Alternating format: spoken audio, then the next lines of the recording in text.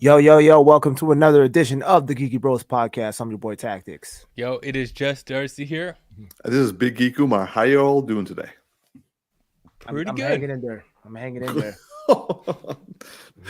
Yeah, it's been one of those weeks. I definitely hear that. But at the same time, we've had quite a lot going on. Well, a lot going on geeky wise this past week.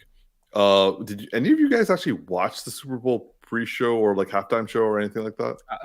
I saw clips of it. I watched Usher's performance on YouTube.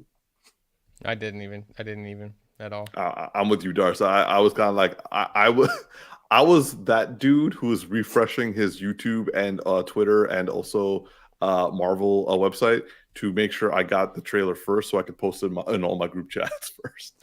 I hear you on that. By the way, Umar, when you like adjusted your shirt at the beginning of the podcast here, you kind of triggered me because I thought it was a Madam Web T-shirt. I didn't realize how much it's affecting me until I was like, you did that, and it had like the black from the shirt, but you know how like the Madam Web villain is just like, I'm like, bro, you did not buy a. Oh, you didn't. Thank goodness. No, I'm not. No, I was never. Okay, we might as well just talk about this as like a random tangent conversation like we did last week about Avatar. Madam Web has been a colossal clusterfuck of a film before it came out, and like I only know one person went to go see it, and he only went to go see it as like kind of like, I'll take the bullet for all of you guys sort of thing. Also, I think it's a fun Valentine's Day joke, like thing to do with my wife. And so as he put it, it was a packed theater. And he said it was as quiet as a quiet place in that place because no one was laughing, no one was enjoying, no one was doing anything. Everyone was just like, Wow. So everyone was because I've seen some people come out of the theater like laughing, but they're just laughing like they're watching like Kung Pao like chicken or like Taxi. Remember that movie, like the Kung Pao one? Like it was like this satire of martial arts, but it was like there's literally like a kung fu cow that like stands up on its tail and kicks you with his feet. Like that's the stupidness, but it's meant to be. But people were coming out laughing like they watched that. I mean, like, so at present, like before it came out officially, it was getting panned. No one like this was like a universal. This is like a bad movie sort of thing. But then everyone was wondering: is it going to be worse than Morbius, or is it going to be as good as Morbius, or is it going to be better than Morbius? So, ratings wise, let's say that just before it came out, it was literally hovering above Morbius. It has now hit bedrock below. Oh, and now? It's at 13 last I saw. Appropriate. Morbius was 15. 3.8 on IMDb. Morbius? It's a what? 3.8 on IMDb. Morbius was a 5. I'm not gonna lie. I thought you said an 8 on IMDb. I'm like, have they lost their fucking minds? No. Tactics would officially abandon IMDb right from this point on. He's just like, what is Thor: Love and Thunder? Like a 15? Oh man, but look, okay, 3.8. That's still pretty high. Yeah, it's pretty generous. Catwoman got a 3.4, so it still stands as the worst superhero film of all time.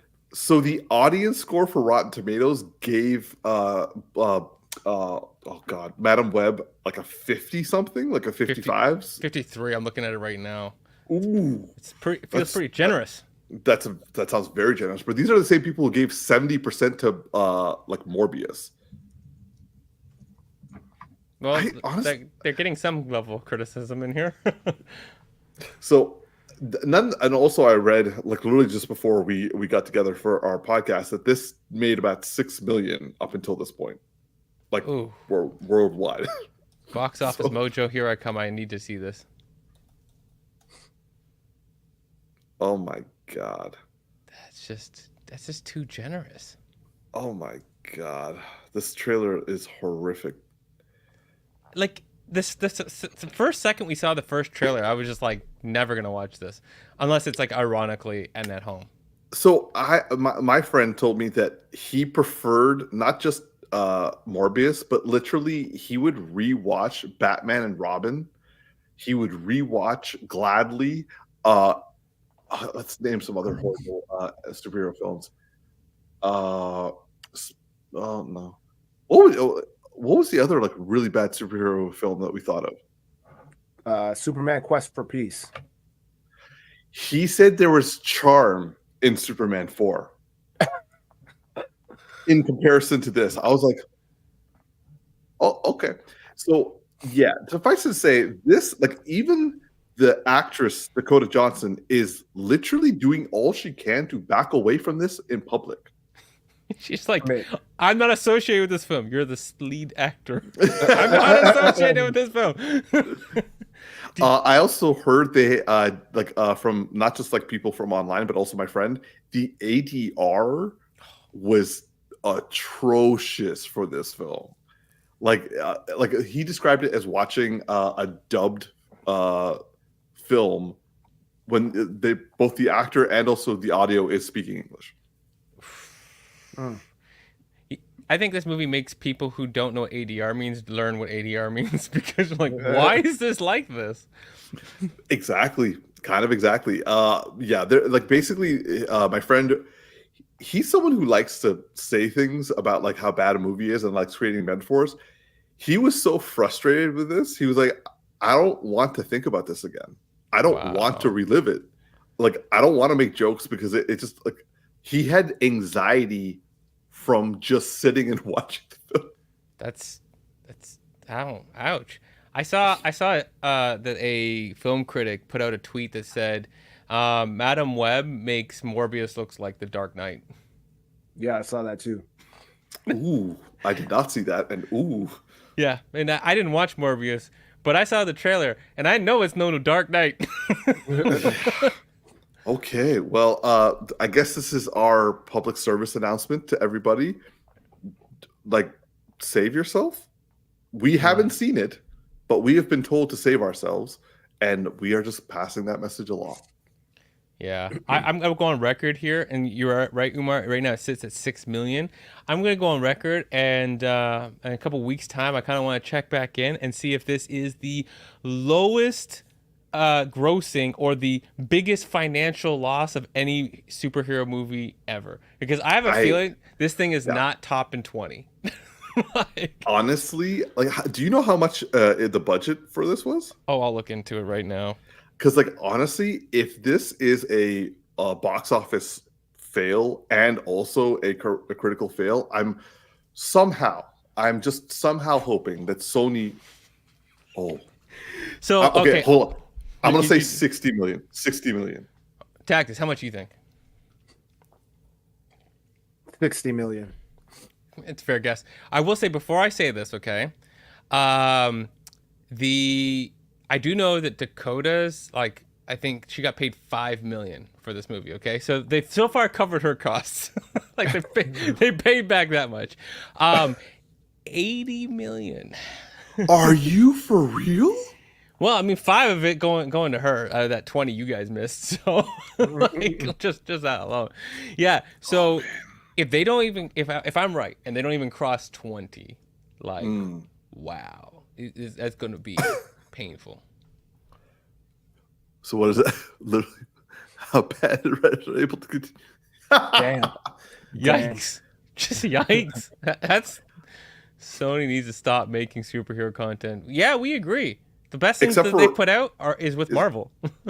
But also, like, Spider-Verse is the only independently good thing that they've done. Like, but the thing is that they have like next to no creative control on that one. Actually, here's the funny thing: the best stuff that Sony has put out that is not because of Marvel is what you said: the Spider-Verse and the video games. Those two properties, because honestly, the video games are as good as the Spider-Verse and story, like and the fact that like playing it. So they are like killing it on one end and dying on the other end. Like there's no, they have the fullest ends of the paradigm like mapped out. They have nothing in the middle. They got no middle switch. Yeah, just I love that. It's like you're watching a pendulum video, but every time it goes to swing back, it just buffers, and then you just see the other side. Like, everything in the middle doesn't happen. Yeah. Yeah. Okay. So, all right. So, moving away from this horrific topic, and also film, and also just, I almost don't even want to include. People have argued that it doesn't classify as a superhero film because, technically speaking, they don't ever show them as superheroes. That's also another stupid thing that I hate when you do like a superhero film and you don't have superheroes displayed in them, but you have a villain who looks like our superhero. Yes, exactly. Anyway, moving on. So to our actual agenda for today, as many who are watching hopefully will know, the Super Bowl was last week, and as a result, we got trailers, which is the whole reason I look forward to the Super Bowl is so that I can wait for trailers to be released online. That's about all. Anyway, so the main reason I was just waiting up, and I didn't care what other trailers were coming out, but I'm sure you all know where I'm going with this. Deadpool 3, or I should say Deadpool and Wolverine. Yeah, Ryan Reynolds is back, and he's back fighting hard. We got the first trailer for the Deadpool 3 trailer. Deadpool 3 film, which is also called Deadpool and Wolverine. And as the name suggests, Hugh Jackman's Wolverine is going to be in it.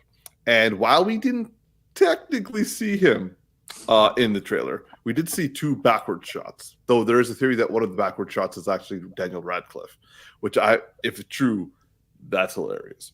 Nonetheless, I've been waiting almost a week now to finally hear what my bros say. So, Darcy, we're going to start with you, man. What do you think of Deadpool 3 trailer?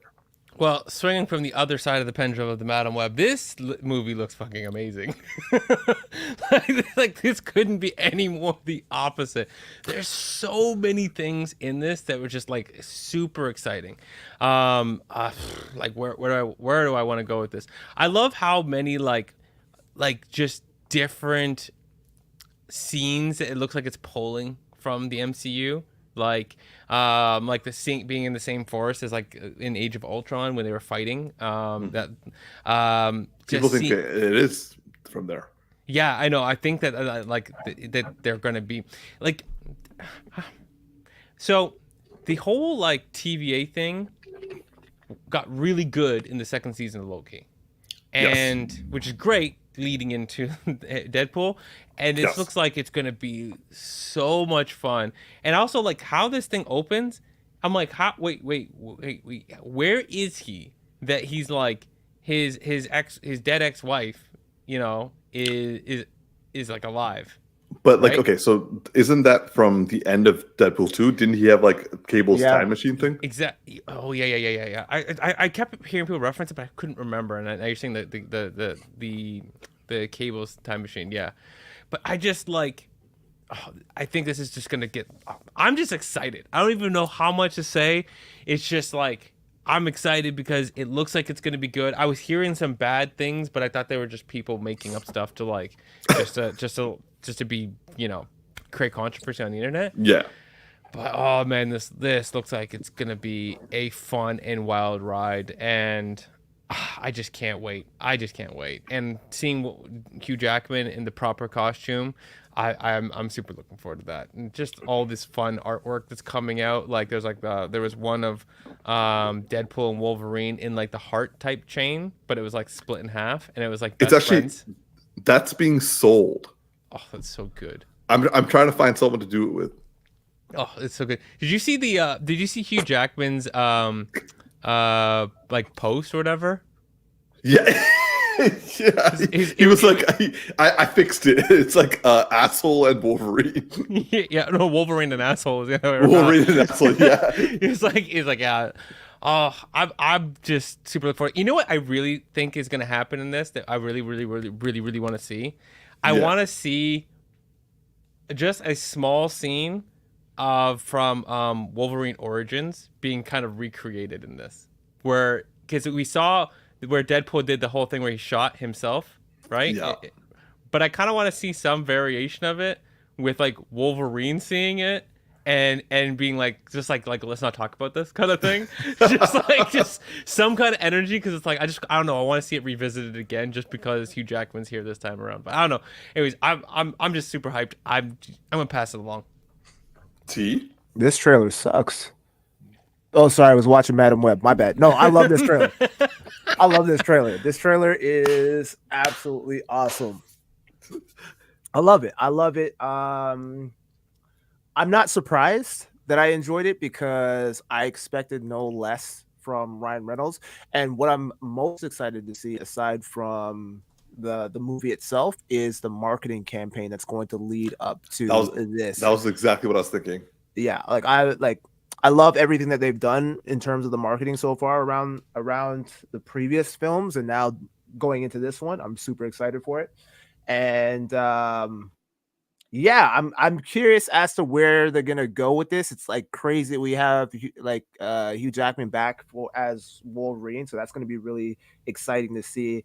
Because I feel like we're gonna get an even more comic accurate. Obviously, with him looking the part now, we're gonna get a more comic book accurate depiction of Wolverine. And I've heard it's been confirmed, or I don't know if it's been confirmed, but is Cyclops coming back in this? We honestly don't know what is confirmed at this point, aside from the fact that Hugh Jackman is in it, and also that I think aside from everything we've seen in the trailer, nothing has been officially confirmed, because there are I think Darcy said this like months ago. He was like, there are so many rumors out there that like if this movie even contains half the rumors, this is going to be like the most insane film ever that has ever been made. Yeah, that's crazy. I didn't Jennifer realize Garner though was right. She was confirmed as being in this film. Yeah, I heard. Like they're like, since it's the TVA, since it's like all the Marvel and also pre-Marvel MCU, and also like all like the extended universes that are part of Fox, he can literally go anywhere and meet anyone. I didn't realize that this guy was Pyro until I watched a couple of films afterwards. I missed that completely. Really? Yeah, I was like, who is that guy? And then, they also have in Loki, well, he's also in season 2, but in Loki season 1, you know that like purple monster that at the end of time that eats everything? Yeah. He's also shown in the trailer as well. Okay, yeah. That's what that makes sense. Cool. Yeah, I mean, I don't really have much to say. I'm super excited for this, and if this is good, this is gonna set them down a really good path to potentially saving the Marvel universe right now, because it's in shambles right now, and it needs a very strong win. And Deadpool's is a pretty safe bet. I mean, his movies have done fairly well so far, so yeah. They definitely need a big win, and they're swinging for the fences with this, allowing it to be rated R, which I'm glad. Because because if they had made it PG and watered it down, it would have been. I'm sure it would have been fine, but it wouldn't have been nearly as good as it could have been. So yeah, I'm excited. I'm hyped. Yeah, quite literally. All right, so I just want to ask T, like, usually you're not like really into trailers, like they haven't been doing it for you. Would you say that this trailer kind of like reignited the old love, or is it just like a good trailer? No, I enjoyed the trailer. I wasn't like blown away by it, but I've seen enough to the point where I'm like, okay, I'm invested, I'm excited for this, and it delivered a lot on its promise. So like, yeah, that's all I could really expect from a trailer. Now let's just hope that it's as good, if not better, than what we got from the trailer. And this is actually this is considered a teaser, isn't it? Yeah. So for a teaser, it's pretty damn good. Okay, so y'all know I'm gonna go deep dive the comic book lore, because like this is like some stuff that I did catch some other stuff, but I also like I have been like deep diving on a whole bunch of like trailer reactions of people. So this trailer if what the like now Deadpool makes a lot of jokes, but he calls shit out. And going back to what you were saying, T, this movie has to land because like Bob Iger is even saying, "Yo, we taking a step back. We're just doing single stories lines again." And so much so that this is the only MCU property coming out in the next, like, I don't want to say year, but like kind of on that front. So they pissed us off. And by pissed us off, I mean broke our spirits. Like Secret Invasion broke me. I was like, I don't want, like, Echo is not a bad show, but I can't get past the second episode because I just don't want to go back in because I'm just like, ugh. So they broke our spirit. And they have, I'll admit it, Ryan Reynolds has reignited it. So when he said he's Marvel Jesus, I mean, the dude was kind of like, I'm just like, nah. He's onto something. So the fact that they're teasing Secret War, like they had a Secret War comic when he was like, that's some intense. That's some really good stuff going on.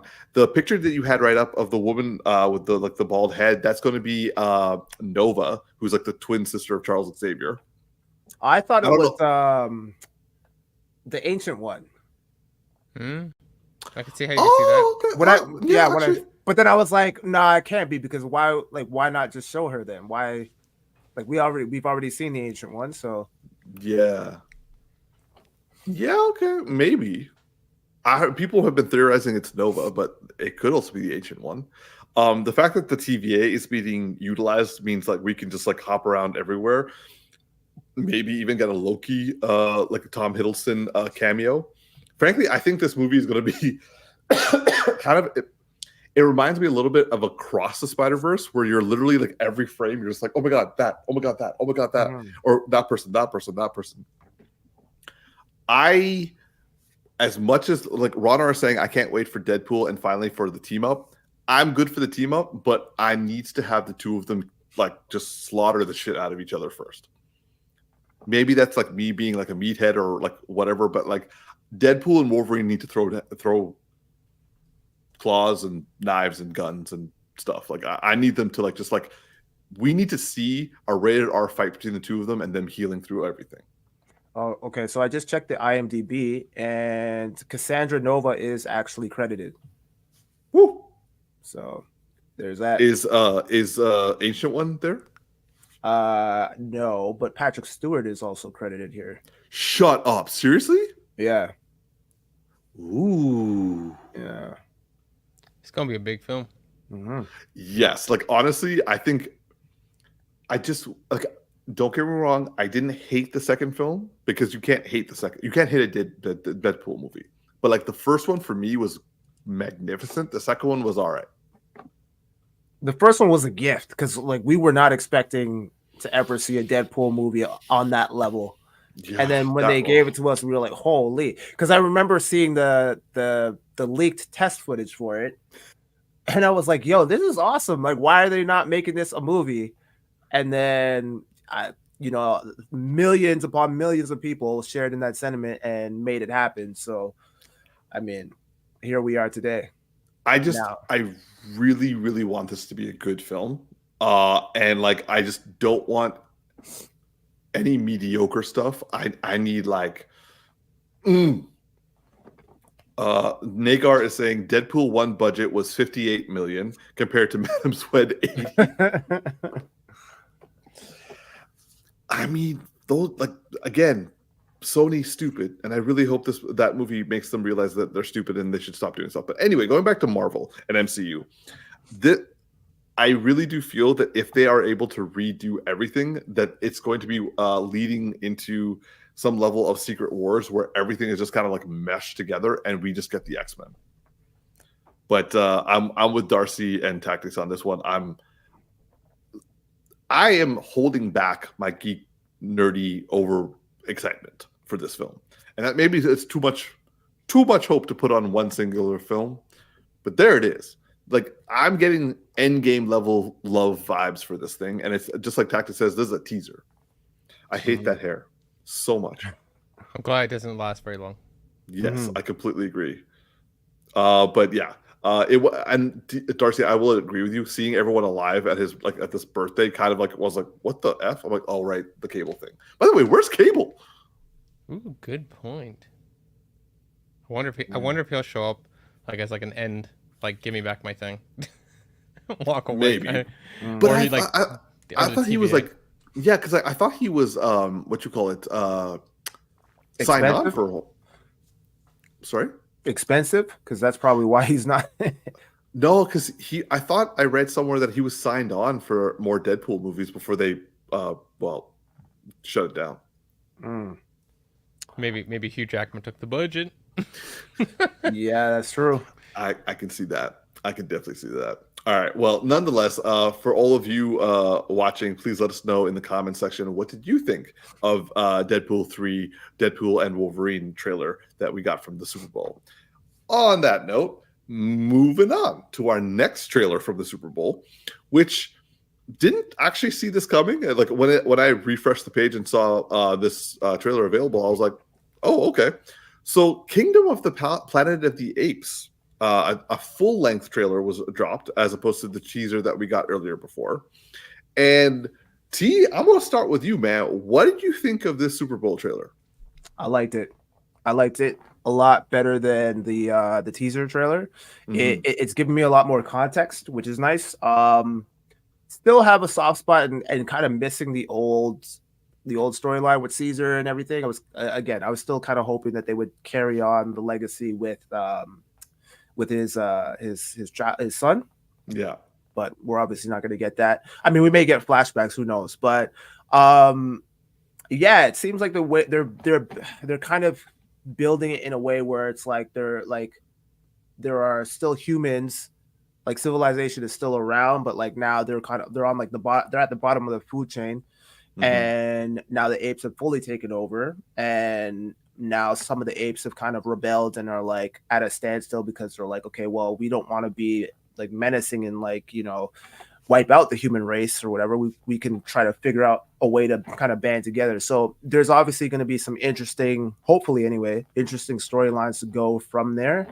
Some interesting threads that they've set up already. So I'm I've been loving the ape films, and I know it's not Matt Reeves attached to this, but I mean, if they follow the same kind of formula and they still capture a similar essence and like draw me into caring about these apes the way that Matt Reeves did, then I'm on board for it, man. I liked what I saw in the trailer, and I'm game, man.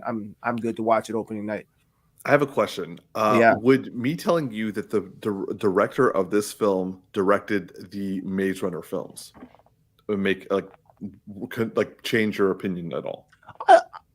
I, I liked the Maze Runner films. I don't know what public opinion is in regards to the movie, but I I've had a good time with the first one, not maybe not so much. I mean, it was okay, and then I don't remember the second one, but I remember enjoying the third one. Um, yeah, so yeah, that doesn't change my opinion. For me, I remember liking the first Maze Runner. Mm. I'm like you, Tactics. I am actually struggling to remember what happened in the second one, but the third one I remember finding quite decent. Hmm, yeah, so yeah, man. I mean, as long as they give us something new, but also still like like I said, capture the essence of the original, and maybe even somehow tie it back to some of the older films for some of the people that are like just for nostalgia's sake. So that way everybody kind of gets something out of these films or out of this particular film. I think is going to be really really nice. So yeah, I don't know. I think I'm of the minority in in regards to YouTube, but I'm looking forward to this. I enjoyed the trailer. Um, yeah, I want to see it. I'll probably see it opening night. All right, Darcy. The trailer's good.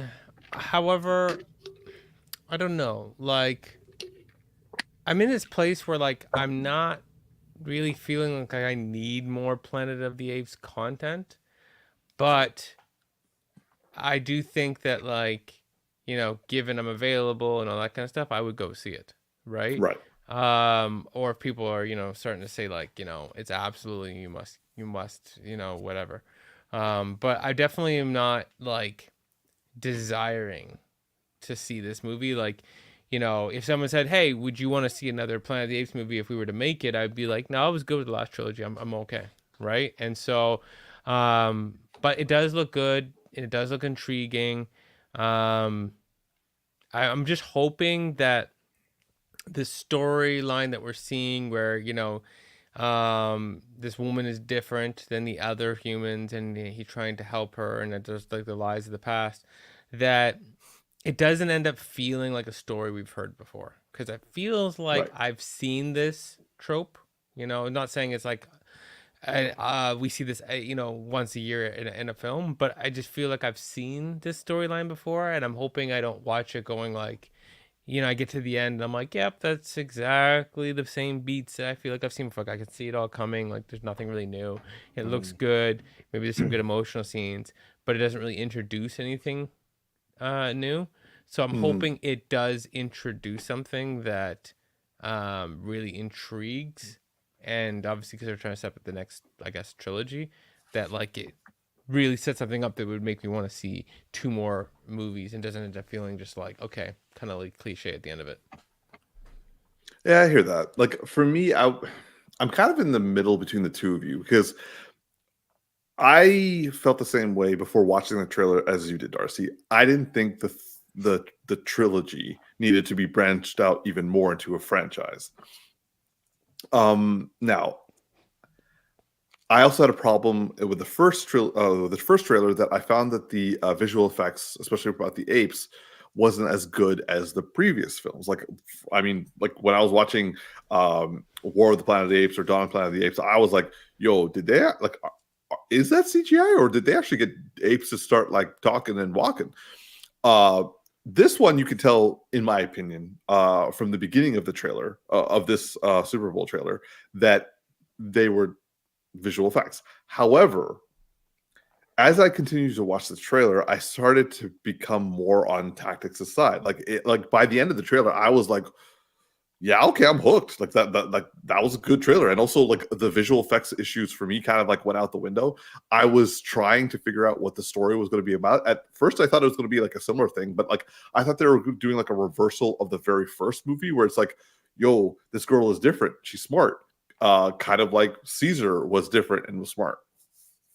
But then, like as I was watching the trailer, it sounded less to do with her being like the special human, and like, but more having to do with the fact that apes, because of their intellect, are now starting to turn like, and like humans no longer like they don't have the memory of the abuse of humans anymore, like we did with Koba. Here, you're actually seeing that apes are losing the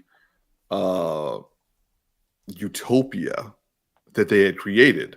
And it's interesting that no, I guess the movie's like what 100 to like 150 years afterwards, but nonetheless, like they are starting to descend into how humans were behaving, and they're starting to treat humans the way humans treated them, and it's not out of malice. It's just because they're smarter and the humans aren't.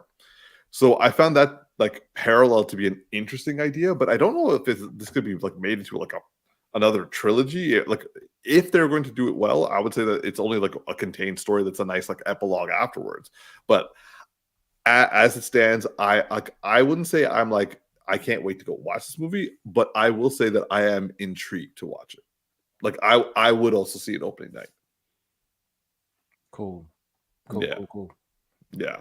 The director of like I would say that since it's Maze Runner, I remember enjoying the action sequences of Maze Runner quite a bit. And also, if I remember correctly, there were a lot of like, running and jumping and sort of stuff. So like if he's going to do ape stuff, like ape fighting ape, that's going to be some dope fights. Yeah. But yeah, so we shall see. I'm looking forward to the early reviews, early reactions. Hopefully they're positive, because I like, given like Tactix, I kind of know what you mean. Like I got a lot of love for Caesar, which is ironic because he's just Andy Serkis, Yeah. in like CGI. But like, I have a little like a soft spot that wants to protect that trilogy, and I don't want this to ruin what we had. So I don't think it will, just considering the fact that it's like so many years into the future that there is a distinct disconnect there. I mean, obviously, I'm sure they're going to tie it back to Caesar in some capacity, as you know, he's left quite a legacy. I mean, if it wasn't for him, they wouldn't even be here. That this dude wouldn't be king and whatnot. But I like what you said about the shift in terms of like how the apes are now essentially just becoming as barbaric as humans essentially were back in the day, which I feel like if they play on that, that could be a really interesting storyline. I didn't even think about it from that perspective, but yeah, like the trailer, like now kind of thinking back to the trailer, I feel like that could be some interesting storytelling around that. So yeah, because they were enslaving other apes. Yeah. Now it would be interesting to say if like these are the apes that didn't get the virus, but the virus was spread like worldwide. Like all apes had to have been affected. Mm-hmm. But anyway, like I'm interested to see where this goes. Yeah. All right. Moving on to our next trailer from the Super Bowl. Now, this was another surprise for me. I actually forgot this movie was coming out, even though I had heard many things about it. I'm not sure how many of you guys remember the Twister movie from the 90s with Helen Hunt and Bill Paxton. But apparently, they decided to make a loose sequel to it, where essentially I think like Glenn Powell is the son of oh my god, Helen Hunt and Bill Paxton, I'm assuming. Or it could be Daisy Edgar Jones, who's playing the female lead. By the way, I'm a big fan of her, so I'm really happy she's doing a big budget film. But nonetheless, Twisters is now been released. So Daisy Edgar Jones is the one on the left. We got Anthony Ramos in the middle, and my fan favorite Glenn Powell, who I want to play DC's Booster Gold. Though to be fair, he also could be a good Hal Jordan as well. But like for me, Booster Gold. Anyway, they are doing a Twisters sequel where I'm not gonna lie, I was a little surprised. I spent most of the first half of the trailer be like, wow, what would they do for a sequel? But then I watched the trailer. I was like, yeah, all right. So I'm interested to see what my bros thought. So Darcy, what are your thoughts on the Twisters Super Bowl trailer? This might be surprising, but I'm excited for this.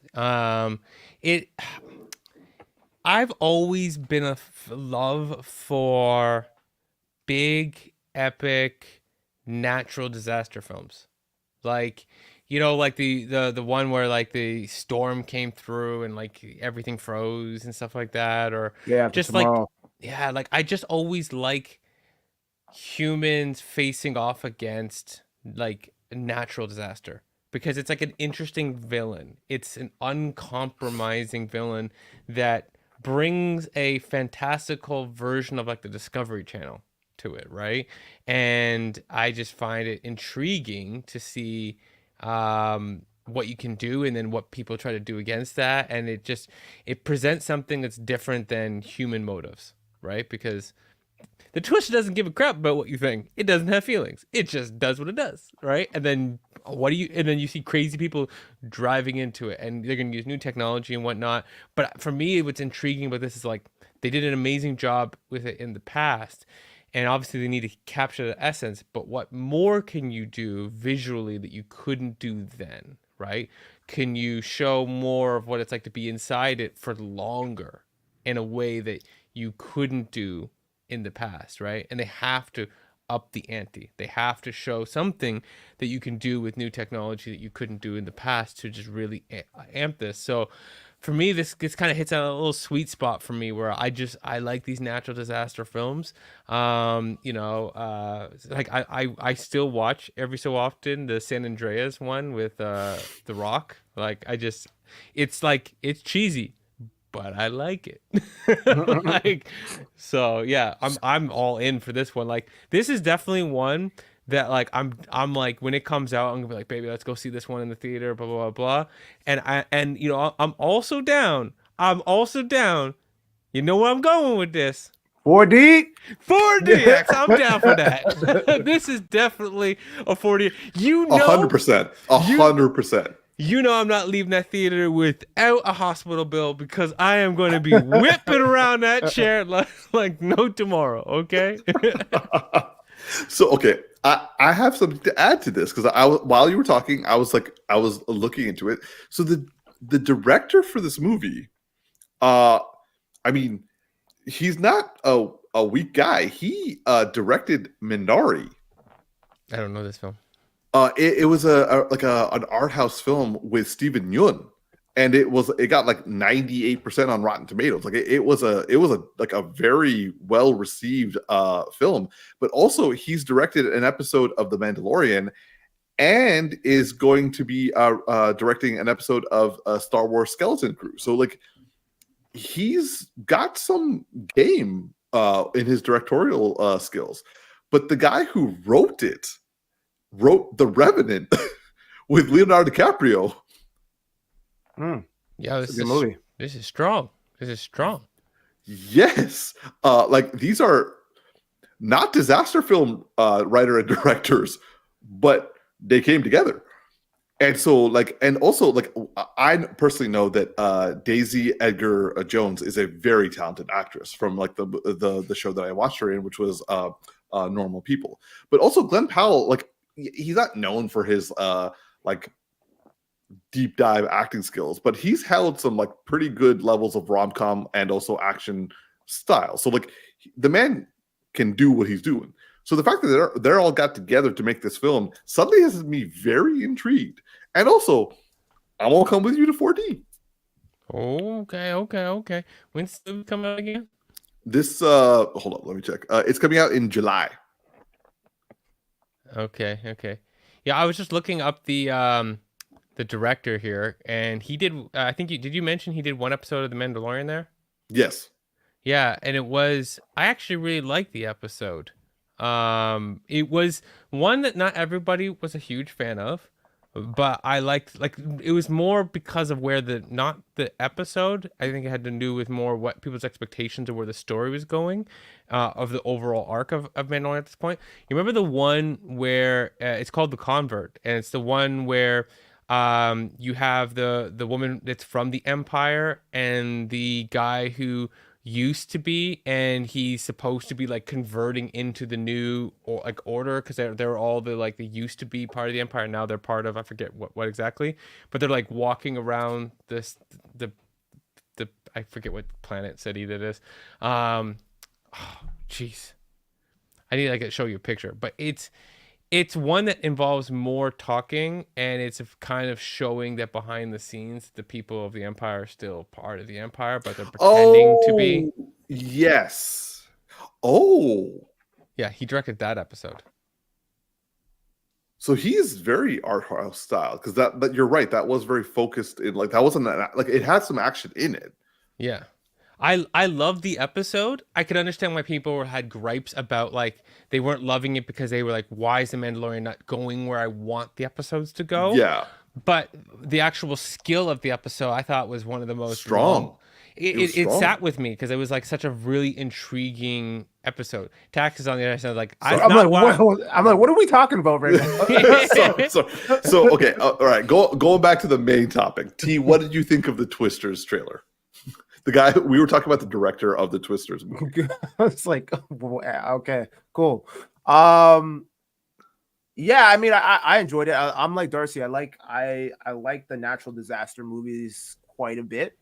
With the exception of that one that Halle Berry did a couple years back, like Moonfall or something. That movie was ass.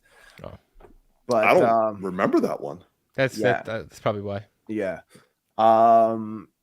I don't remember the original Twister. I know I've seen it, but I think I saw it only once, like close to when it came out. So to be honest, I want to rewatch it to see if it holds up because I remember liking it fondly.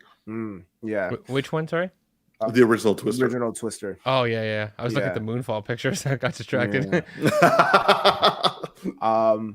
Yeah, I mean, I'll be honest. The trailer itself didn't really do much for me, but what sold it is Darcy suggesting 4D. I totally forgot about 4D, and I'm like, yeah, that would be great. That would be a great time. So yeah, I'm game to do 4D for this movie 100%. Do you want to do 4D for Dune 2? No. Yeah, second that note. Actually, I'm hearing good things about Dune 2, but it doesn't, as much as like it will have cool moments, that's not a movie that I'm like, I feel like I need to go out of my way to sit into a shaking seat for. Like, no, like, no, that's fair. All right, well, you need to be smart about your 4DX choice. Yeah. I'm 100% coming with you guys if you're doing 4D for Twisters. Sounds good. Yeah, because like this, this, I will admit this is petty on my part, but I've actually gotten so like frustrated with 4D because I've seen a lot of movies where there's a lot of shooting in it, and like they're blowing air by my ear because of the shooting. This don't sound like it's going to have a lot of people shooting. But there's gonna be a lot of air blowing by your ear. It's like the whole movie is about air. What?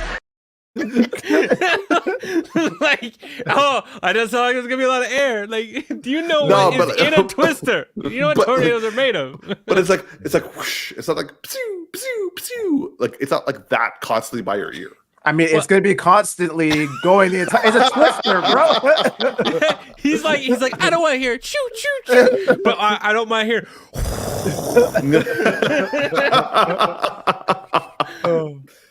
All right, Chris Starry comments. Twisters takes the James Cameron pitch approach of adding an S to the end of the title and turning that letter into a dollar sign. It's totally true. I respect that. Yeah, because like it's 100% because it's alien and then aliens, and it's like 10 times like, well, they also had 10 times the amount of aliens. Actually, I think they had like 1 million times more aliens. And then like this is like Twister, and it's gonna be Twisters. You know, you just actually made me realize. I was just thinking about this. Are we heading into an era where we're taking the like 80s and 90s like beloved movies and we're actually either extending or reinventing them in a positive way? Because we've had some like real ass like, oh, we'll redo this one like Ghostbusters, and we're like, no, that didn't work. You know which one I'm talking about. But like, okay, you're talking about the right, the one with Kristen Wiig, not the most recent one. Because like let me just put out like Chris Starr is a bit of a Ghostbusters fan, so like let's not be triggering him right now. Oh, I know, but I mean, Chris, you know which one I'm saying is ass. Like, I saw the trailer and I was like, yeah, I will see that after Madam Web. So, but like we have like the one with Jake Gyllenhaal, and it's like a Roadhouse, yeah. and that's looking pretty good. That's true. And then this one looks like it could be a good extension of that one. Because it looks like the core of what matters, it looks like they understand that, right? Like we're not gonna see like twisters that don't feel like practical, like everything feels impractical. So it's kind of like what we've been talking about. Like, as long as you understand the characters, if you understand what the story is, or what the point of the source material is, you can actually do a sequel, a prequel, a remake, as long as you keep to like the feel of what is meant. And I mean, our next topic kind of goes in what you're saying, Darcy. Like, they are like, obviously they're doing it for like corporate greed, but at the same time, they're doing it in a way where it's nostalgia brought modernized, like properly modernized. We've had some missteps. What movies would you want to see from the 80s take on that format? 80s and 90s, because this is a 90s film. Yeah. Or just like old films that we all love, you know, like at least in our generation. We love. That's a great question. I think we should make that into a topic for another time, because I'm gonna have to research that one. Yeah, I agree with you. I'm making a topic, but I'm gonna try to come up with one before the end of this podcast. I'll just insert it randomly. All right, cool.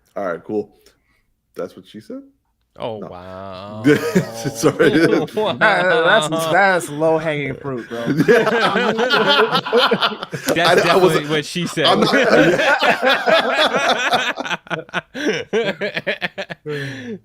all right, moving on to our next topic / trailer. Now, this was not one of the Super Bowl trailers. This actually came out yesterday, I believe.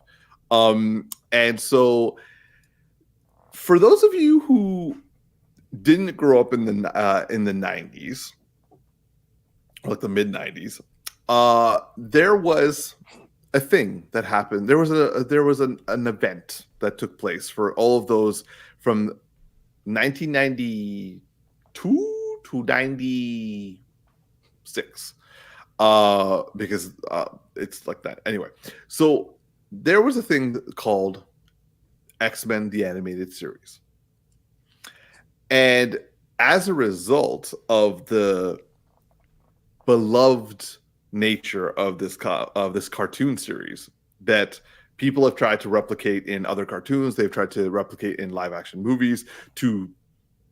Thank you, Chris Tari. It's 1992 to 1997. Oh, interesting. Okay. So anyway, the X-Men trailer has by far created the theme song for X-Men that even to this day, no one has been able to either meet or surpass. So much so that MCU is not even trying to, and they're just like throwing in the X-Men theme song and whenever they talk about mutants or X-Men. Anyway, so a couple of days ago, the trailer for X-Men 97 dropped. And this is very much in line with what Darcy was talking about just a few minutes ago, because this is a continuing cartoon TV series, getting as much of the original cast back as they could to continue the story that they ended off in 1997. And I have thoughts, and you can probably guess what my thoughts are. But I want to hear what my bros think before I give my thoughts, because I don't want to poo-poo on everyone's mind. So Tactix, let's start with you, man. What did you think of this trailer and also this concept? I'm not crazy about the animation so far. I mean, before I watched the trailer, I saw like a week or two before we saw the still images, and most of them looked good. Magneto is still questionable, even after seeing him in live. Like, yeah, his Michael Bolton looking ass. But yeah, I'm not crazy about the animation. And actually, I'll be honest, I haven't seen every single episode of the X-Men the animated series, so I didn't even know Professor X got sick or I was like, wait, what? Like, he didn't die. He basically, like, the trailer made it seem like he died, but really he just went off to like the Shi'ar to live with his alien girlfriend. But why'd they have like a funeral for him? Because they on Earth he has died. Okay. Yeah, so that kind of threw me off a little bit, but yeah, I mean, it's like this scene is what really did it for me. Like, I was like, yo, that's kind of cool, man. We haven't seen anything like that before. But aside from that, yeah, I'm not loving the animation right now. I felt like they could have modernized it a little bit more. I felt like they tried to keep it too nostalgic and too close to the original. And yeah, it's just not really working for me. I feel like it needed a bit of an update, I think. But again, I'm hoping that the storyline kind of makes up for that, and they still have an interesting story to tell. I don't really know where their intentions are in terms of where they plan to go with this, but I guess we'll see. But yeah, I mean, the trailer was all right. It's just all right. It didn't really do much for me, if I'm being completely honest. But I'll still check it out once someone gives me Disney Plus access. But yeah. All right. How about you, Darcy? What were your thoughts on this trailer? the same thing. The animation isn't working for me. And how do I put this? Like, I get the respect of doing the animation from the OG and keeping it like that. But one thing that's really bothering me is it's like they're keeping the same frame rate idea. But at the same time, it's clearly done in a far more like high-end environment, right? Like, so when you did animation back then, the way it looked has to do with the technical limitations, right? You know, not so much the style of how they draw a character, that's their own choice. You can use a pen how you wish, but the style, the animation, and the like chunkiness of how they move has to do with like limitation of technology. And so when you have the upgraded technology using the most advanced stuff, and then you're trying to apply essentially, not really, but like a filter to bring it back and slow it down, but then it still looks super clean and polished, and then you're trying to like make the edges of the lines look like they're hand drawn, but they're clearly not. But in the background, like they're running on, looks completely CGI, and the characters are moving slow. I'm like, yo, why are they moving slow? Like, why didn't we just do the old animation, but just move up the frame rate? Like, we're already have all this like beautifulness, like in pristine, I should say, actually, in the way it is. Why not just make it move a little bit faster? Like, how do I put this? Like, I keep on this visual in my head, and because they have like Loki and like the multiverse and stuff like that, there's part of me that makes me want to think that it's like the first episode should have started, or it should have, we haven't seen it yet, but the first episode could start with like you're watching, like in the trailer they have the old TV that they're starting with, and I would always love it where it's like somehow you transition from an old TV to like the HDMI version of it. And it's like we're still watching the same thing, but then all of a sudden it's like it went from VHS to HDMI, so all of a sudden the frame rate increased and the quality increased, but it was the exact same show. But we're just trying to make that mental cognition for you. It's like, hey, we just put this on HDMI, we just put this on DVD, and all of a sudden the same property looked better because there's like literally you can find like the old original stuff that was on VHS on DVD, and then people have like upmastered it and it looks a little bit different. Like, why didn't we just try to convince us that it was that, and then we just got rid of the frame rate thing?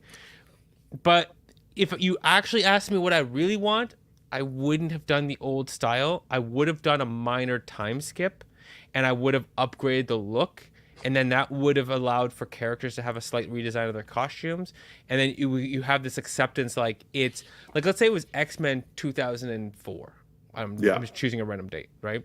And then it's like, oh, everything is a little bit newer, and the character it's still the same characters, but some stuff happened, right? And so that's kind of where I'd want it to be. But again, like I hope the story is strong, but this just wasn't giving me the magic that I wanted. It just kind of looked, how do I put this? It feels to me like the way Avatar looks like to me right now. Everything looks aesthetically correct, and yet I feel like I'm missing something significant of the core. But hey, the reviews are coming out, and maybe, well, the reviews of Avatar are coming out, and some people are loving it. I was like, and so maybe when the reviews come out for this, people will be saying the same thing, and then maybe when it drops, I'll end up loving both of these properties more than my gut initial reaction. But right now, I don't know. I'm definitely waiting for Umar for you to watch it first and let me know. Okay, so first let me say I completely agree with both of you. I didn't feel the magic with this, and the Michael Bolton Magneto didn't help. And I don't, T, you called it. You called it. Like while Darcy was talking, when you posted this picture up, I just like looked up pictures of Michael Bolton, and like I'm like, oh, that's why I started laughing. I'm like, T, it's like 100%. Like that's exactly what happened. But like, okay, I'm not feeling the magic from this trailer. I do recognize that I have a prejudice against this style of animation. That is not to say that I can't begin to like it, because like this is a similar sort of style of animation done for Blue-Eyed Samurai. And I got like totally into that because like the story was really good, the action was really good. So I was like, all right, I don't care about the animation, the story, the acting, the voice acting, the direction. Here we go. The action is killing it. Let's do it. So I can get there, but I need them to work for it. Like this is not just going to be an automatic kind of like what you're saying, Darcy. Like just you can't like this series with this style of animation. And also the direction they're taking with the story to make it like a direct, like the next day sort of thing, if the story isn't good enough. For me, that is where my main worry is, because in my mind, this is a very easy way for them to get around that issue by just staying true to what they were doing before. And that's not to say all old stuff you should like just do what they did back then. No, there are things that need to be modernized, but this is a specific example because the animated series is from the 90s when it comes to superhero stuff was largely successful because they were doing, now granted they were doing like child adaptions or adaptions for children. They were adapting the source material of the comics. And they were doing a pretty close job as best they could. Like, granted, Wolverine wasn't doing nearly as much as he was in the comics because they can't show a bunch of kids on Saturday morning a man eviscerating people with his claws. Even X-Men the movies had to tone him down, and he still was gutting people. So, yeah, like there were some obvious decisions they had to make that they had to tone down, but still, they were still like. They've done a really good adaptation of the Hellfire Club. They did a really good adaptation of like Magneto and like his past. They did a really good adaptation of the Phoenix and Dark Phoenix saga. Like they did a really good adaptation with this. They did a lot of really good adaptations for a lot of comic books, like Alpha Flight and a whole bunch of things. Like the Weapon X program. That's a really hard one to do for kids, and yet they pulled it off. So there is still a lot of story that you can tell from those days because Chris Claremont and and a whole bunch of other writers, they didn't get to do as much as they wanted to, or like they had a whole bunch of stories set up that then eventually got turned around, but even then got like done to be really good storylines. And this is where like I understand my comic book knowledge comes in favor. But if the creators for this series decide to do the similar adaptations to the comic books, the way that the original cartoon, the way Batman the Animated Series, the way Justice League, the way that Superman on sometimes was able to do, this could work because Magneto did take over the Xavier Institute in the comics for a while. They eventually turned him back to be to a villain because they're like, he's too good of it. Like he's too good of a villain. We can't have him. But like the whole point was for him to basically be won over by the death of his best friend and become a slightly more like active person, but still an Xavier type individual. And like everyone was supposed to be like, no, we don't trust him. And then it's like, no, he's the only one who's got our back. And like he's still himself, but he has Xavier kind of like has sufficiently won him over. And so he's decided, for my friend, I'm going to save this world for both races. Now they eventually got rid of that and were like, okay, let's make him the bad guy and let's bring Charles back and like let's have them continue this on like they do. But still, they did that did lead to some really good comics where he like ripped out Wolverine's skeleton and he got mind wiped. Those were dope stuff. And so like I'm just saying, if they do this right, which is do what they were doing in the 90s, this could be a really good series. I don't trust them though. Because let's just say I've been burned from a lot of different studios and Disney has hurt me. So I don't know if they have the foresight to continue the tradition of adapting the essence of the source material. So if this does well, I'm excited because this could potentially mean that we might get like on the same topic of what we were talking about before in terms of bringing like revisiting this nostalgic classics and then bringing them into the modern world. we could also see the same thing for other animated shows like Batman Beyond, which ended on a cliffhanger, right? Which I would love to see, right? I'd love for them to finish off the Batman Beyond series in this fashion, bring back Static Shock.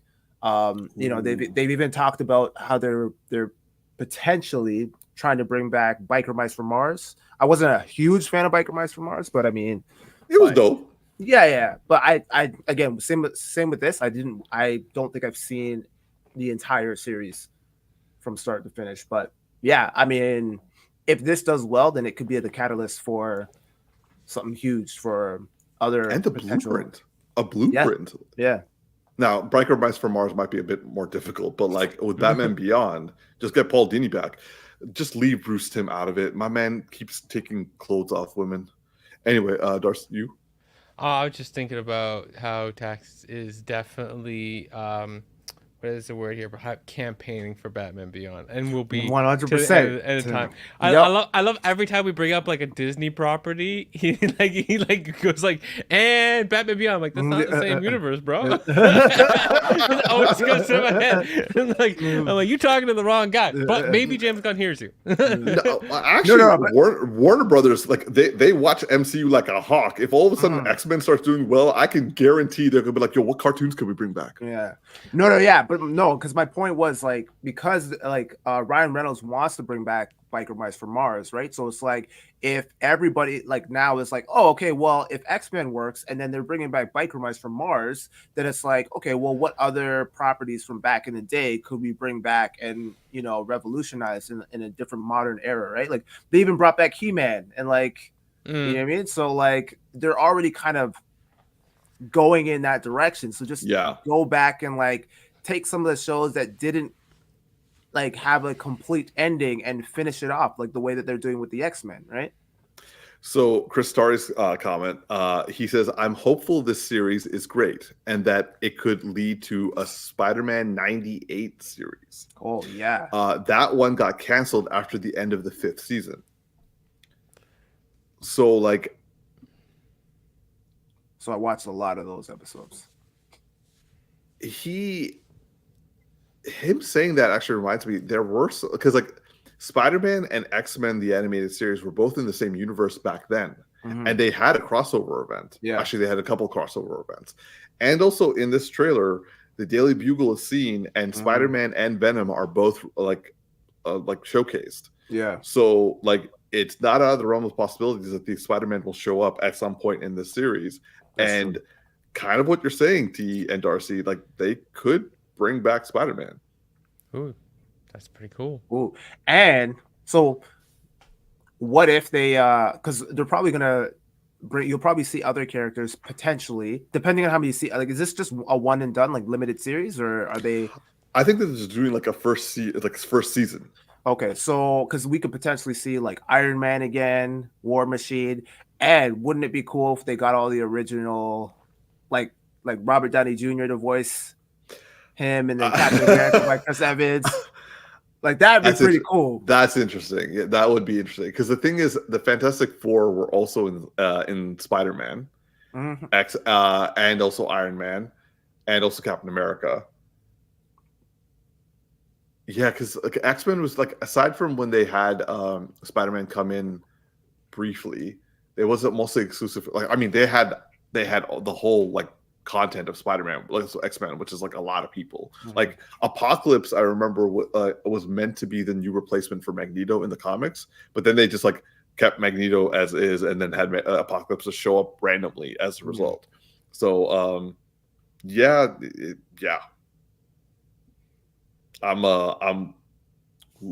Chris, good call, Chris. Good call. I'm trying to think of other animated series back in the day. Because actually, Spider-Man had Blade in it. Oh yeah, that's right. Yo, imagine if they do a Spider-Man and get Wesley Snipes. That's right. That'd be good voice acting. Yeah, that would be perfect. Yeah. Don't get Jared Leto for Morbius. Oh, what? Why even go there, bro? I just, if people start throwing out names, I just want to make sure that that's being excluded. I think Jared Leto's done with superhero stuff. He went both universes and it didn't work. So he's just good to move on. But sorry, go on. So I'm like, go on. Like, I was just going to bring up Chris Tarry's latest comment. He was like, there was also an Iron Man, Fantastic Four, and Hulk cartoons in the 90s as well. Mm-hmm. Yeah. I did not watch any of them. No, neither did I. I mean, I think I seen like an episode here and there, but like. Or what were you going to say, Darcy? Well, other things, because I said I was going to come up with another property to bring back, not superhero related, but just something from the nostalgic 80s and 90s. And I have a movie franchise that I think would come back and be a lot of fun today. And I think we're in an era of movies in this tone right now. Die Hard. Ooh. Because we have the John Wicks and we have the Monkey Man coming out, and it's just like this, and we have Extraction series, right? And so it's this idea of like, fighting against the odds, right? And each one being its own different vibe on this. And I think that would be one that you could like bring back. You could have the grounded like stunts, fights, and situations with the layer of comedy that some of these don't really have, because there was always a level of like funny things that he said, and I think that could be a really interesting series to like restart. It's just a shame that we'll never get to see Bruce Willis. Yeah, they may wait on that because like they like out of respect. Yeah, facts. But I mean, at the same time, though, I mean, I don't know. I know his state isn't good, but there could also be like someone has a private conversation and in a lucid moments like absolutely, and then it's just like kind of move forward. For me, I think it'd be True Lies. Y'all remember that movie? Yes, it was very offensive for me and my family, but hopefully they can update that. Oh yes, fair. My bad. We could do other ones. I mean, we could do it better. Yes, exactly. Yeah, totally forgot about that one. I'm with you there. I'm with you on that one. When I was looking up like movies, I just was like 90s, whatever. I saw True Lies. I'm like, I don't remember that film. I just didn't really remember watching it very much. I was like, but definitely skip over that one. All right, so moving on to our next segment, which is something we've meant to revisit, and frankly, it's taken too long. It's been over a year, and I do apologize for that. So we are having our second segment of, I'm so afraid, there it is, the Black Adam segment. Oh God, I was hoping in vain that you may have changed that, but nah, there it is. You're you okay? It's so good. Umar, what is this segment all about for the people? Let them know.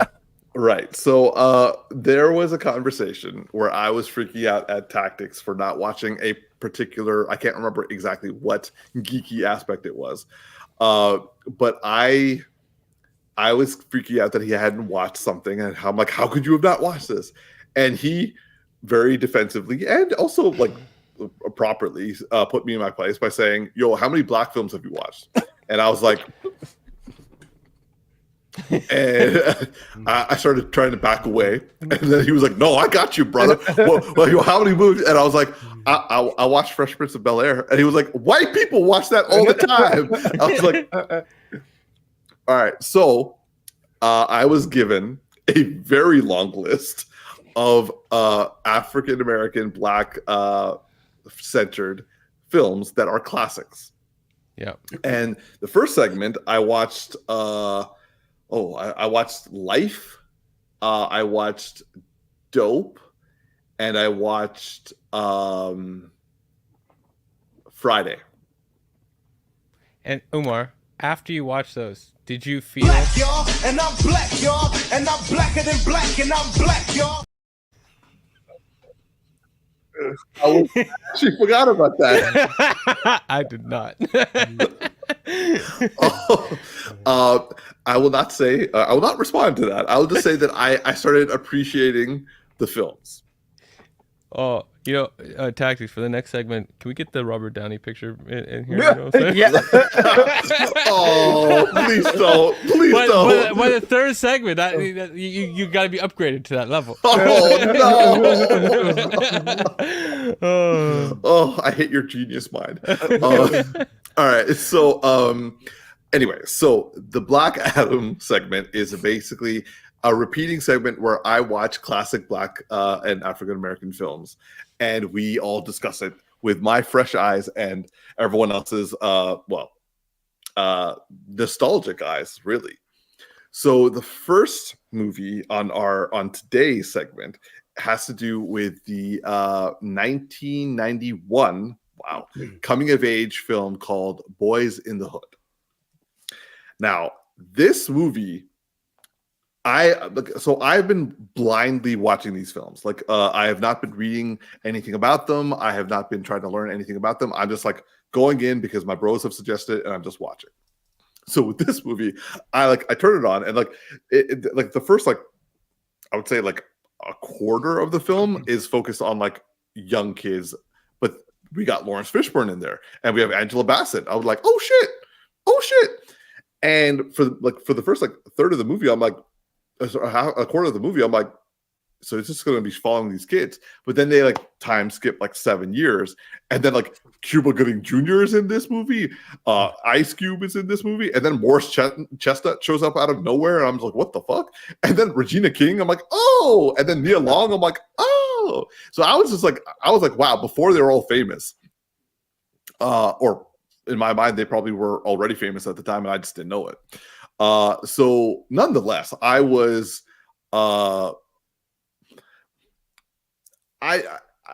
I'm glad that I've watched enough of these films that I'm now holding back any criticisms that I have, because it's a 90s film. So I'm just like, no, just don't. That's not part of the review. So this was a very 90s film. I will say it felt like a 90s student film at times, but that was only because I'm forgetting his name. Ice Cube. The director. Ice Cube. No, the director. Oh no, yes, a writer. Singleton, I think. Yes, John Singleton. Yeah, this was his first movie, so that's why I was just kind of like, oh, okay. But like, aside from that, like, I thought this movie was going in one direction, and it really just, once it hits a certain point, it changes the dynamic of the whole story very quickly. And I was like, oh, okay. And I will say that because it was his directorial debut, and granted, all these actors, this is before they became big, but aside from maybe Cuba Gooding Jr., everyone, you could tell he didn't know how to like really draw out their talent. Like, Ice Cube is Ice Cube no matter what, so he like you don't have to worry about him. He'll just do how he's doing. But like Lawrence Fishburne, I could tell he was deciding how to do certain things as opposed to being told what to do. Same with Angela Bassett. But at the same time, I was very much like, I for the first 2/3 of the film, I'm kind of like, oh, okay. And then for the last third of the film, I was like, and the serious tones of this film, like the fashion made me like, it reminded me too much of Fresh Prince of Bel-Air, but then I kind of figured that's probably where a lot of influences were coming from. And the story was like, it is kind of very similar to what I had seen in the previous segments films. However, they take it seriously. And what I liked by the end of the film, it's showing that the cycle of violence, yes, there's a lot of outside influence. Yes, there are people who are trying to educate and trying to like change and trying to like not be the same way. But like, that doesn't mean you stop loving your friends. That doesn't mean you stop loving your parents. That doesn't mean you stop loving your kids. And that love is what triggers the cycle of violence, because some people just don't care and they do things like this motherfucker. And you get trapped in it. And I found this to be surprisingly poignant. I was worried that it was going to be really, really dated, but to be honest, yes, some certain things may have changed between now and then, but I would say the core of the messaging is still very relevant, and that's a little scary. But at the same time, it for a directorial debut and with the cast that he had, this movie holds up. There are some like the fact that it was so heavily set in the 90s, you can say there's some problematic aspect of this, like the script and of the story, because that is like, as far as I'm aware, an accurate depiction of this area at that time. So you like no one can watch this and be like, this is very derogatory, or that's racial profiling. I'm like, they're purposely trying to capture an aesthetic and a feel. And Lawrence Fishburne, Angela Bassett, and also Ice Cube in itself, like especially in the monologue at the end of the film, was really driving that point home, but not like hitting you over the head with it. It's more like, yo, this is the reality. Wake up, everybody.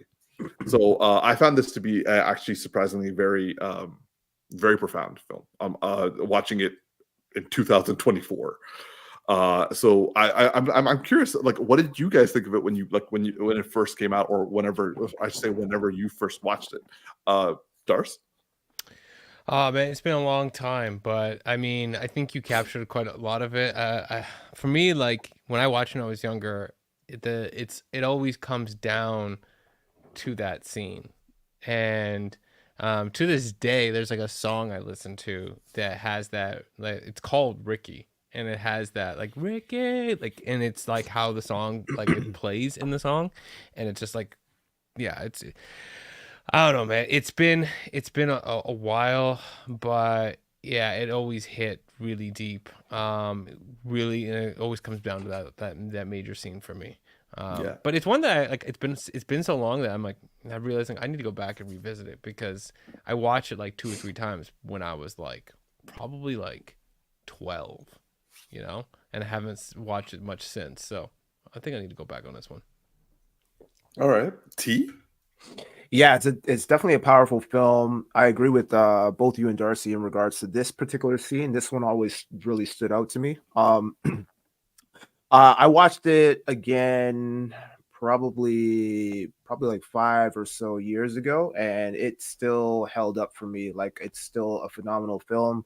I was just so immersed in the storyline and like the messaging that, like, yeah, certain things are obviously outdated because we're in a different era now, but it didn't matter, because for me, everything still, well, not everything, but a lot of the content was still very much relevant in comparison to today, right? So yeah, definitely a powerful film. It's highly recommended regardless of what race you are. I thoroughly enjoyed this film when I saw it. I saw it probably like I was probably too young when I saw it to really understand what was going on, but I remember like really enjoying it back then, and then going back and revisiting, I had like a newfound appreciation for it. So yeah, it's definitely, if you're gonna add like a Black Adam movie to the list, this is definitely in the top 5 for 100%.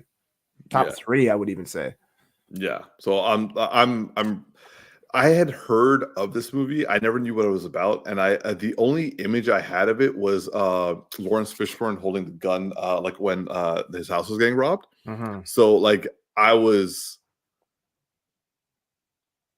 had a very different idea of what the of the film was going to be, but like watching it, I was like, yo, Lawrence Fishburne is just like he was just always good. Like I've never seen a movie where he wasn't good in a movie. So like it was really, I really like seeing him. And also I gotta say, like, I liked her before, but after watching Black Panther, I've developed like a stronger love for Angela Bassett. So it's really nice to see her like in her prime, just like still kicking it. So yeah, I am glad I watched this film, and I'm also really glad that it had a lot of very, like, you can't say it's not a film that captures a moment in time. Like, you could show this to people who, for example, who don't understand racism against the African American population, and be like, well, here you go, and here's a really good example. But yeah, so that's the first film on our segment. The next one was still with Ice Cube, but a very different very different tone, I should say. So that was the first Barbershop movie. Now, I will say this first. This is the one and only time I didn't hate Michael Ealy.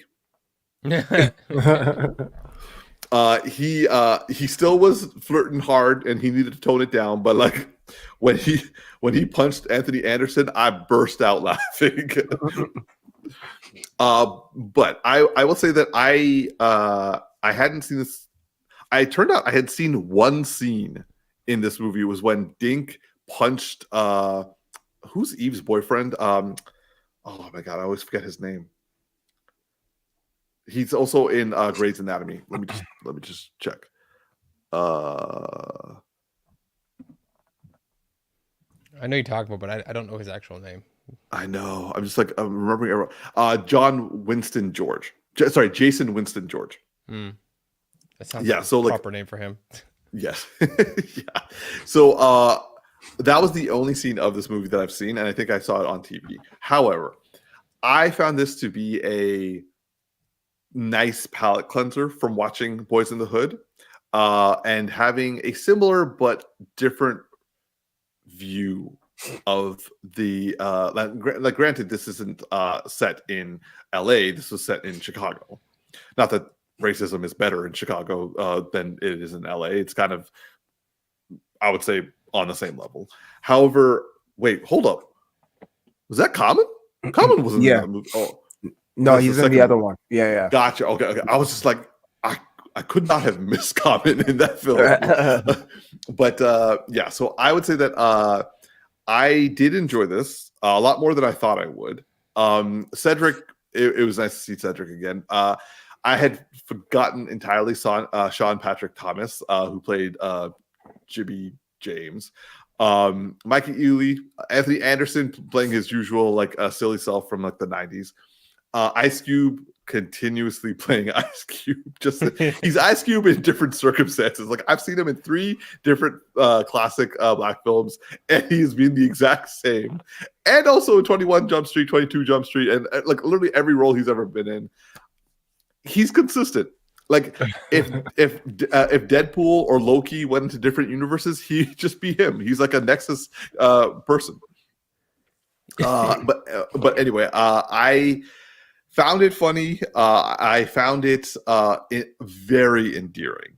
Though a part of me has to feel like if it's just because I liked seeing all my actors again. Because like, you know, we got Keith David, we got like all these guys, and I'm just and also it was nice seeing Eve, who I like honestly completely forgot about like entirely. Like, is she still alive? Yeah, she's still around. Oh, okay, cool. Is she still like bringing out songs? Music? Yeah. No, not to my knowledge. Okay, yeah. I just wanted to make sure if I didn't like miss that entirely. But like, yeah. So it was also a very no. It was not 90s. It was early 2000s, wasn't it? So it definitely has its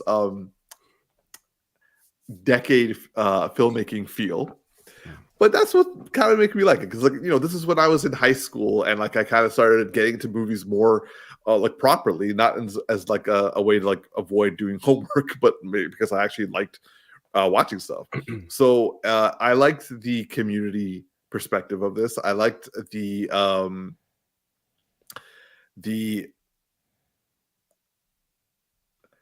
message of yes.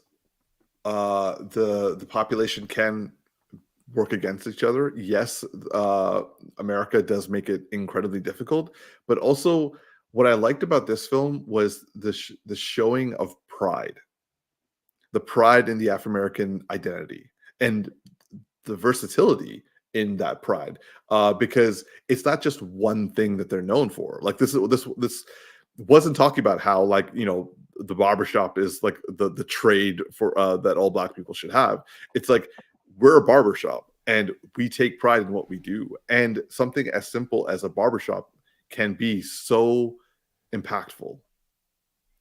So for me personally, I found that to be quite lovely. And also, the humor was enjoyable.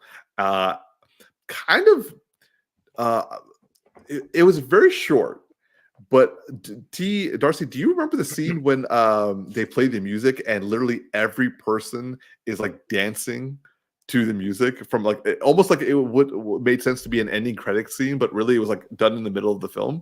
Yeah, I really loved that scene, and I don't know why I loved it, but it just felt like exactly what the film felt like. It was just very homey, very endearing and sweet. I will say this movie for one moment gave me some Pakistani pride, and then it took it away. Where it's like, yo, the Indian dude, it's like, hey, Indian, he's Pakistani. It's a different set of people. And I was like, why? Thank you, Sean Patrick Thomas. The one time Jimmy James actually said something accurate, and then he shows up. He's like, "No, I'm Indian." I'm like, "Motherfucker!" And then he's like, "Wait, but like I'm from Punjab," and I'm like, "My family is from Punjab." So I'm like, "All right." So they gave it to me. They took it away, and then they gave me half. I'll take the half. I'll take the half. So, I mean, how often can I say that I was somewhat kind of represented in a film? So, thank you, Barbershop. So I'm kind of interested in what you guys thought when you guys first watched it. T? I actually don't remember this movie. I remember the dancing scene, but I think when I saw this, it was so long ago. I don't remember a lot of it. But what I will say is, despite Ice Cube being like the same character pretty much in every single movie, Christopher called it the Cube verse. Yeah, but like no, and it's true, right? But the thing is though, like this is the same guy from what happened to? Where are you at, Darcy? What just happened? What is happening?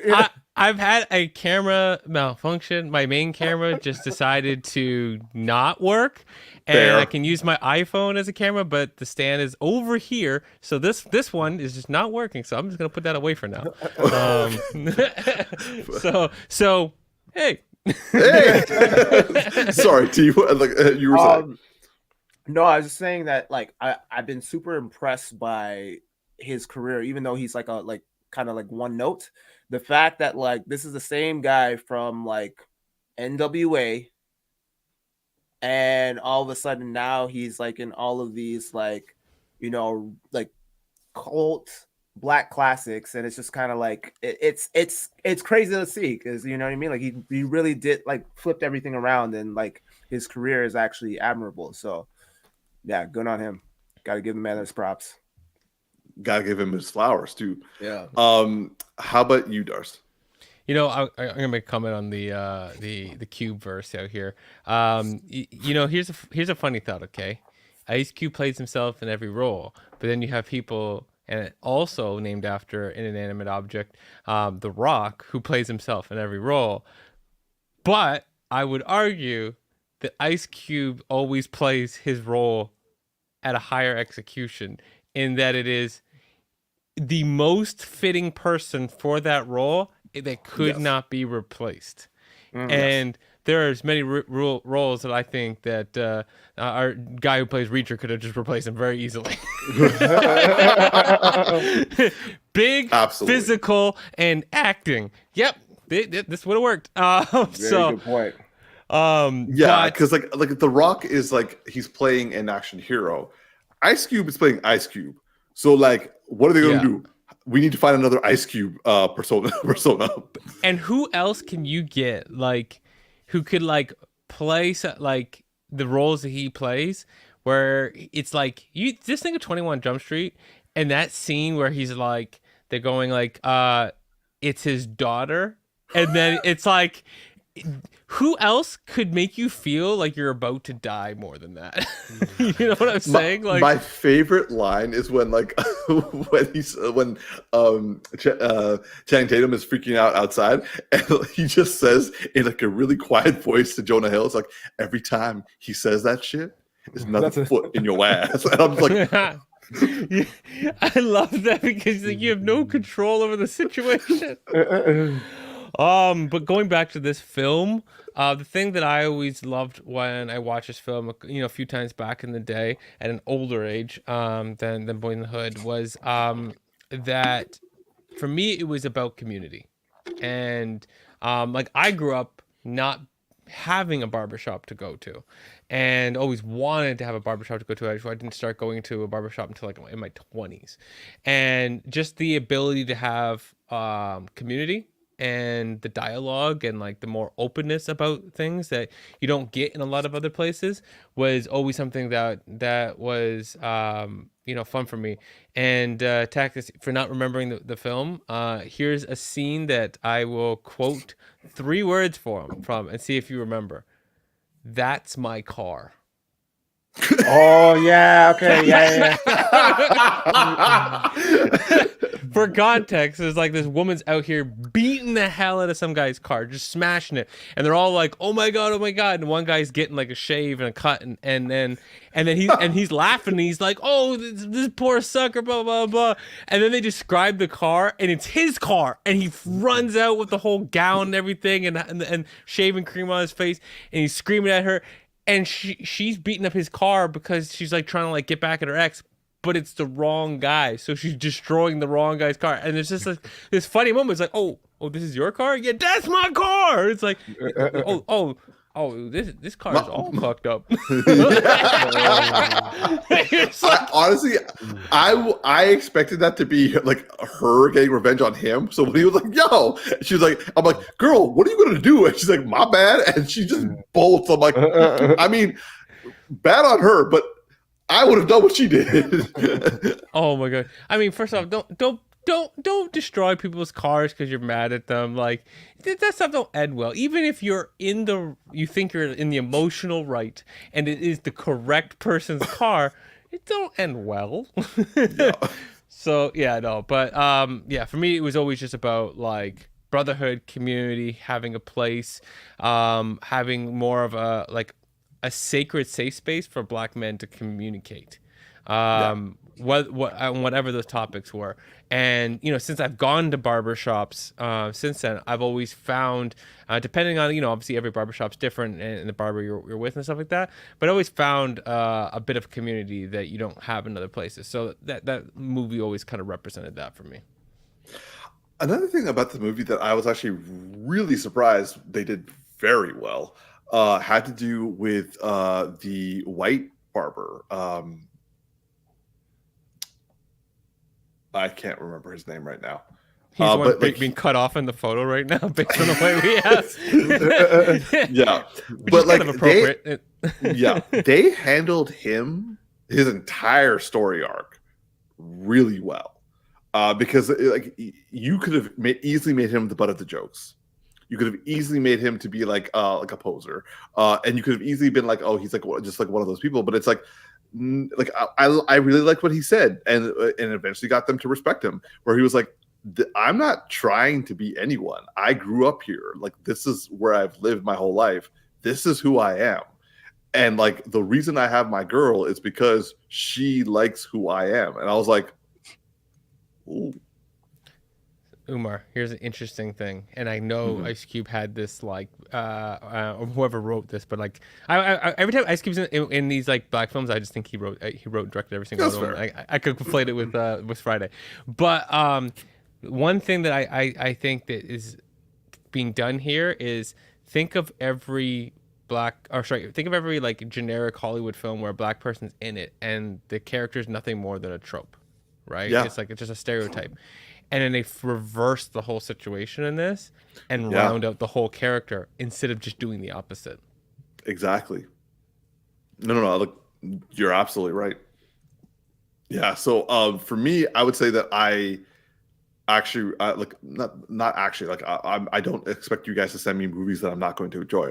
I expected this to be like a normal everyday, like a humorous just a plain comedy, but like in my opinion it's like a dramatic comedy, because when Cedric the Entertainer yells at him, there's nothing like comedic about it. Like he has his like speeches, he has like his monologues that are like his bits, and then he like brings the acting, and I felt that like You know when you're at a house and families start like an elder member of the family starts yelling up like accurately at one of the misbehaving kids, and you just like, that's how I felt when like he was yelling at Ice Cube, and I was like,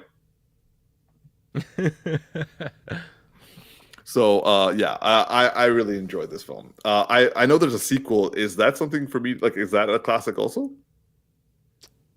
If I remember correctly, it was good in its own right.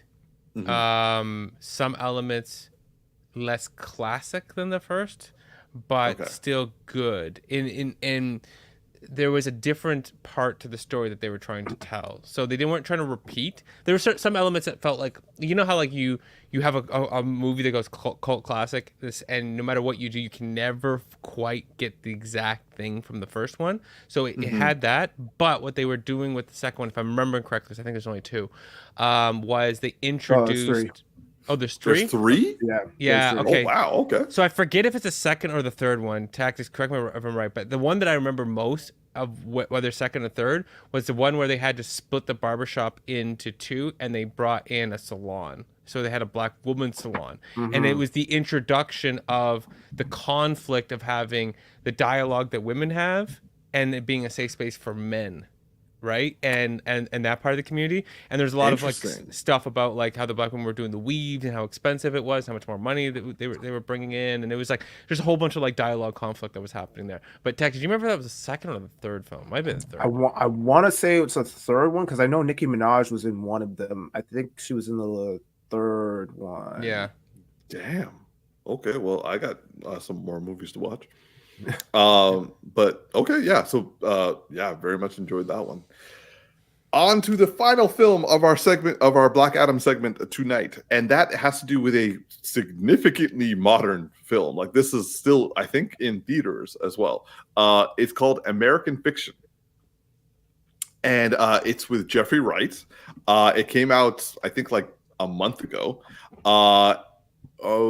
It came out in December of this past year, so very, very recent. It has Jeffrey Wright, it has Tracy Ellis Ross, it has Isaiah Ray, it has Sterling K. Brown, and Erica Alexander and Keith David.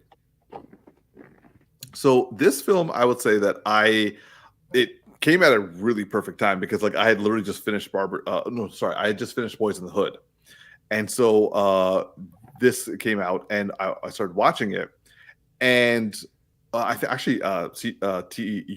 cousin was the one who kind of like I had known of this movie and I had planned to watch it, but he was the one, his review of it on Instagram made me like really want to check it out. So I was watching this and I found it to be hilarious and also really sad. Like a perfect combination of comedy and drama, where they are basically the funny parts is when, so like the premise is that a novelist, an African American novelist, is trying to get his book, like trying to just get his books published, and so he, ironically, to play into the neoliberal attraction to Black stories as a source material, writes an extremely quote unquote Black story where it's just like they're speaking in a certain dialect. They have like a criminal backstory, and he writes it and sent it as a joke.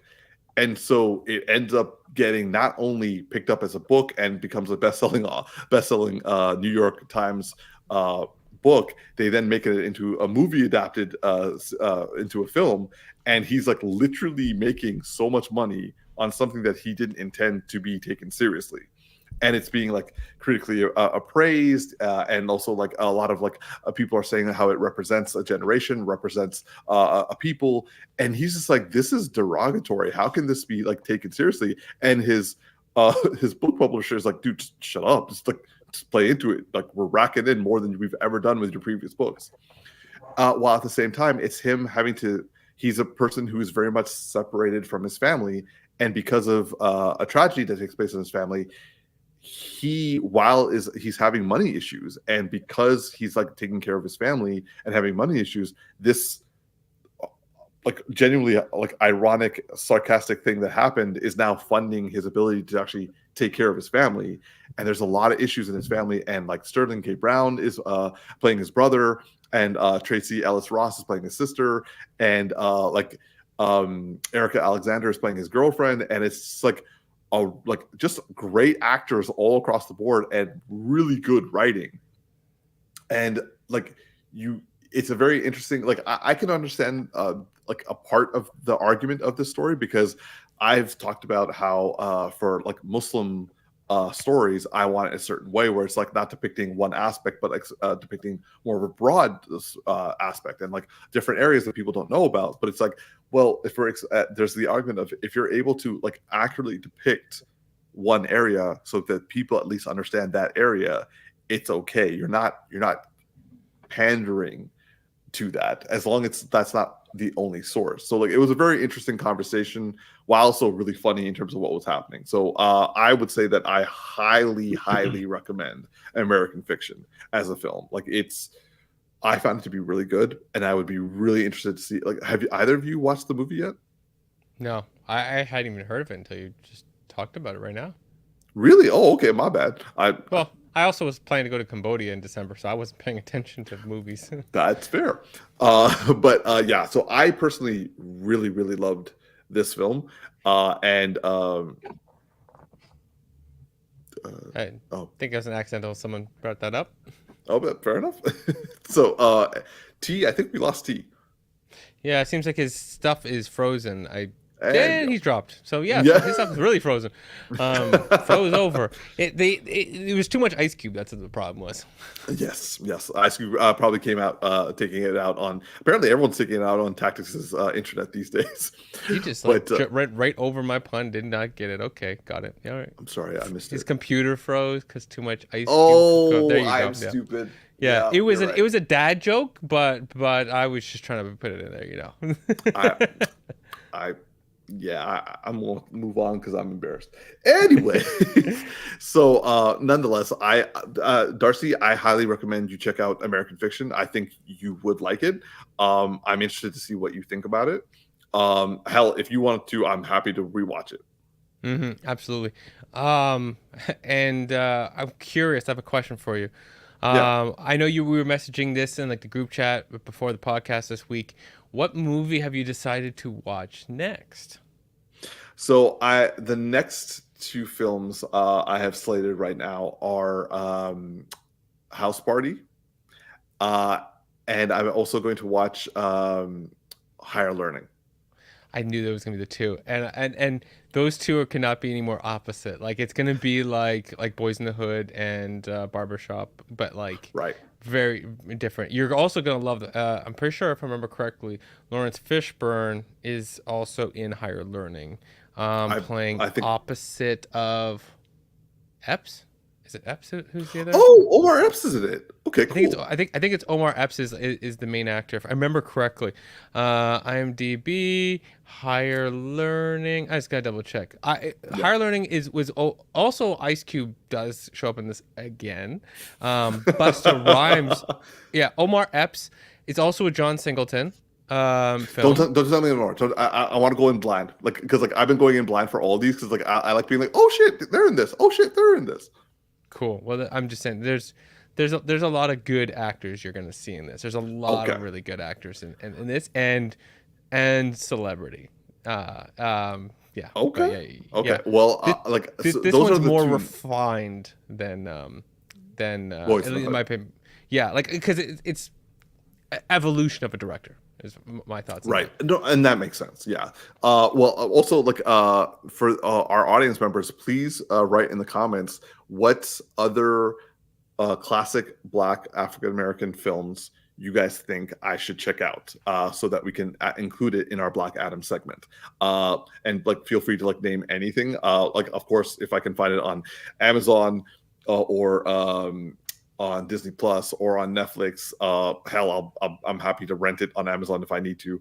Yeah, so I I'm really enjoying the segment. I definitely we're definitely going to be doing another segment sooner than like. I'm not going to wait another year. This is probably going to be like in like a couple of weeks. We're going to do another segment. So yeah, I think we've lost Tactix for the evening. So he says that now, and then in 1 year and 2 weeks we come back on the segment.